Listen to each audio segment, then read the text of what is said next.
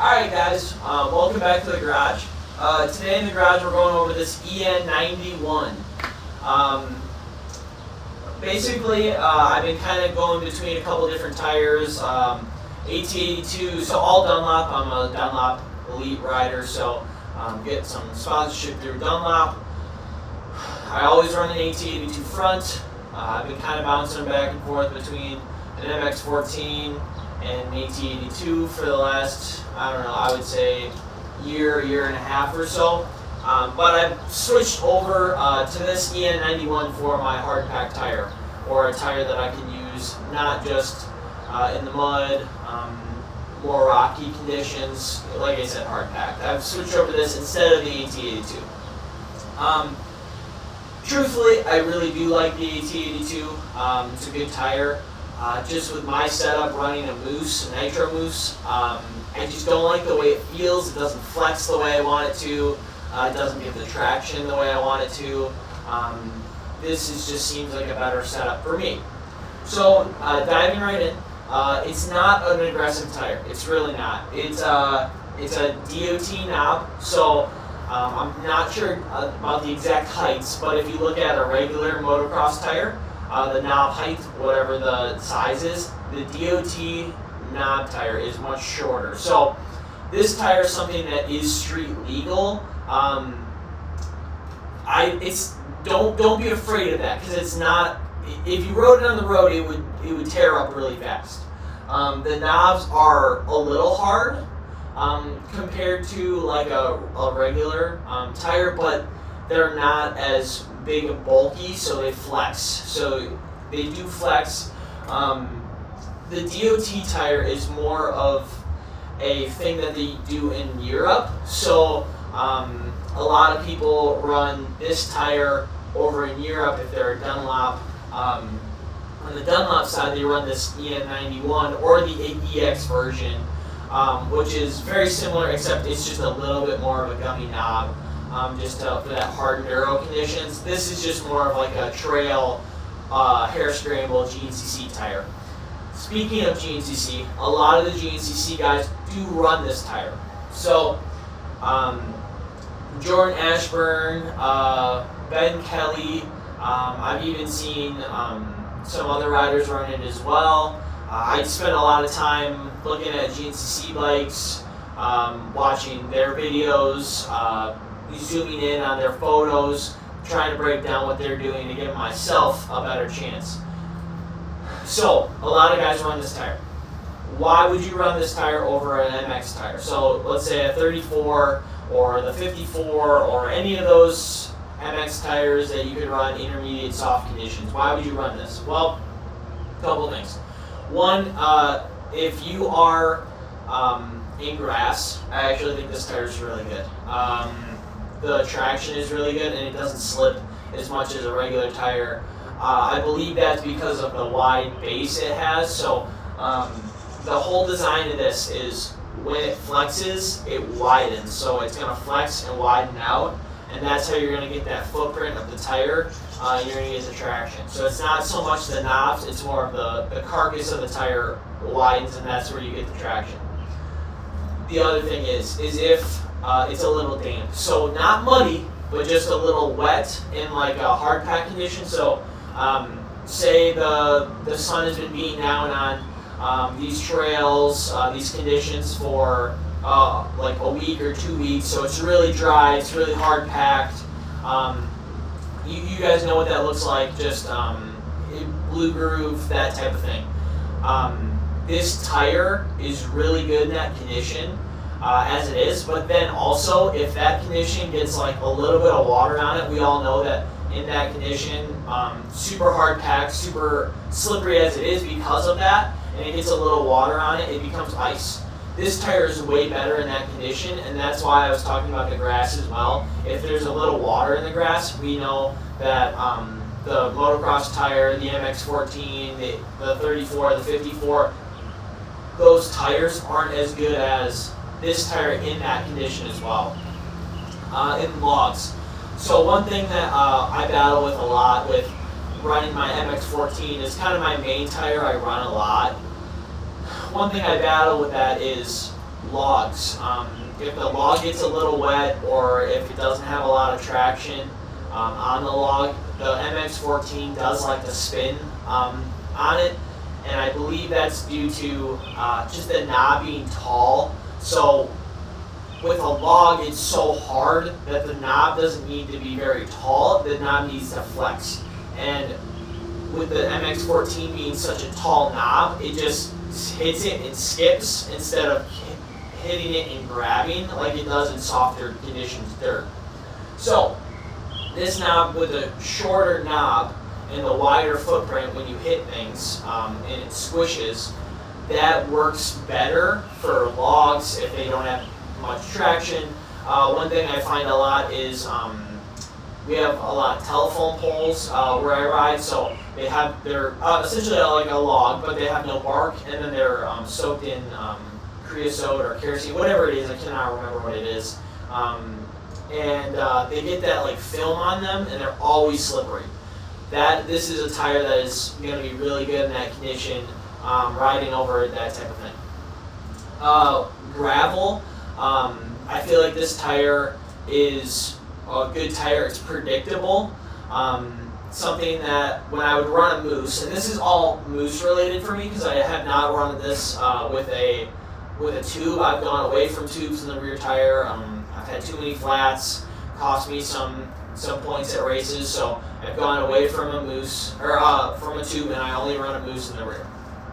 This tire, and then the AT82 in a moose. So the AT82 in a gravelly condition, something that if the gravel gets pushed away, it's a little slick maybe. That tire to me slides out a little bit more. It steps out, doesn't get quite enough traction the way I want it to. And now that tire is a great tire if it's a little bit loamy, if it's got a little powder on top, maybe they groom the track. I think that tire is great. And I think it's a good tire if you're running maybe a tubeless system or a drilled moose. I'm just not running either of those. So with a solid moose, the AT82 just doesn't get enough traction for me.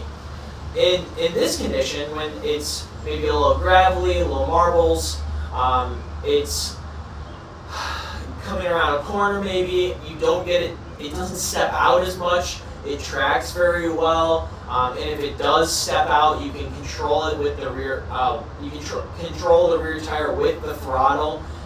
It's very predictable, and that's something that I like as well. At Aston, where I ride normally, the roads that we have to different parts of the property are gravel, and I've just done a lot of time just riding up and down the gravel, the different parts of the trails that I have, and just testing it out, just getting on it.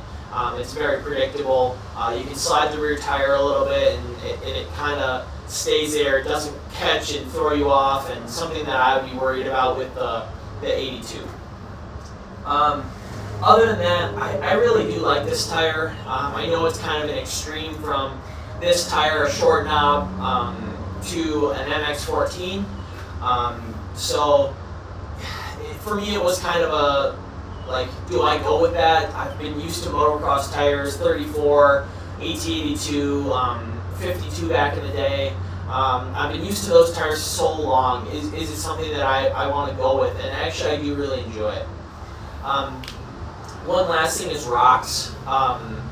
With the 14, I never really had an issue of it hitting a rock and like deflecting off of a rock, so that's not really an issue I had with a motocross tire or anything like that. With the 82, I had that a little bit just because of the way the moose fit in there, and basically that's what it is with an 82. With the size moose that they recommend, it's too tight in the moose, or the moose is too tight in the tire. There's just not enough room, so it feels really full. It slides a lot. It doesn't get enough traction in that condition you're looking for. Like I said, if it's softer conditions, it works a lot better because of that. Anyway, rocks. This is where I want to go with this. With this tire, hitting rocks is much more planted, predictable. Even with the 14, like I said, I had never had a problem with it. This just makes it a little bit easier. doesn't bounce as much, and I really didn't have a problem before. It just makes it a little bit straighter, as well as traction.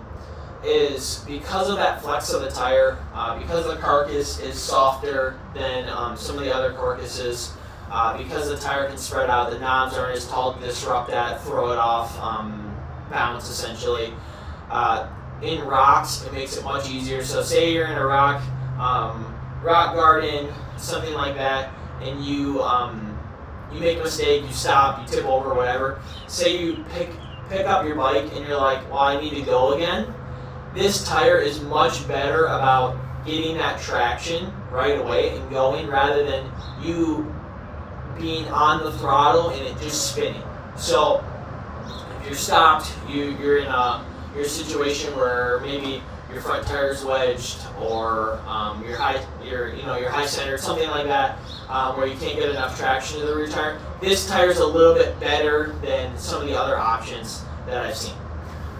This size, before I forget, is, let's see here, it is a 120 90/18. They do make this tire in a 140 90 or 140 80/18. I would assume it's 90 actually. The way they do this is they make the tire actually pretty tall, so it is from the rim to this, it's pretty tall compared to some of the other tires, and it does flex a lot, which I do like, and I've covered that. Something that I think could be a little bit better on this tire is it's just not as versatile as like some of the other tires, MX14, 34, that type of stuff. Like, I can ride this on the motocross track, but if it is really soft, I'm not really having the best traction. It just doesn't give that grip and go. I never have a problem with it like sliding out really, or it stays really true. It just doesn't have that traction. When I get on the throttle, it just spins a little bit more. Other than that, it's a great tire. I would highly recommend it. If you're kind of between this or the EX, I would say it just depends on your conditions. How much trail riding are you doing? How much harder enduro riding are you doing? I think this tire is going to last me. In the EX model, I don't know how long it would last because it's that gummy compound. I went with this. Maybe in the future I'll try an EX model. So just something I would recommend is this tire right here, En91 from Dunlop. I would recommend it if you're in a situation where you need something a little bit more for hard pack conditions. This is something I would go for. So, and I know it's been a while since I've been in the garage and made a video. I made a hair scramble video from Hungry Cow Hair Scramble, but the footage is junk, so I'm not going to post it. It's literally, I can't get it to process right, so I don't know what happened there. It's probably something on my end.